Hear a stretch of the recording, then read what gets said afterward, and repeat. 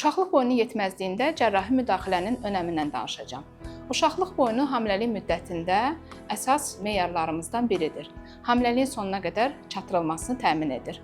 Bəzən qadınlarda genetik olaraq və ya bundan öncəki hamiləlikdə uşaqlıq boynu yetməzliyi ola bilər ki, planlı şəkildə də cərrahi müdaxilə haqqında həkim düşünə bilər.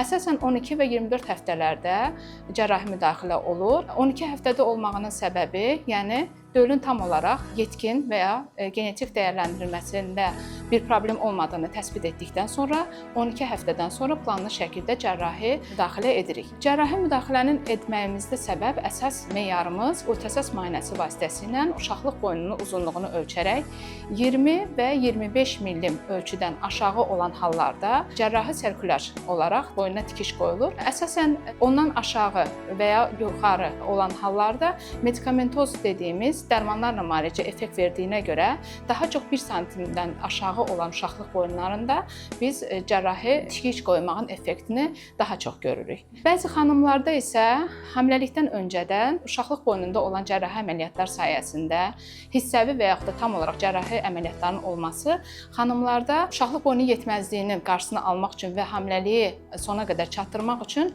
abdominal dediyimiz, yəni uşaqlıq yolundan deyil, laparoskopi və ya laparotomi yolu ilə keçərək planlı və yaxud da hamiləlik təsbit olunandan həmən sonra abdominal sirkulyaj, yəni abdominal uşaqlıq boynuna, uşaqlıq cisminə yaxın olan bir yerə tikiş qoyulur və bununla da normal hamiləlik müddətindən 1 həftə tez olmaq şərti ilə keysəriyyə yolu ilə hamiləlik sonlandırılır. Bu əməliyyatların hər biri bizim hospitalda icra olunur.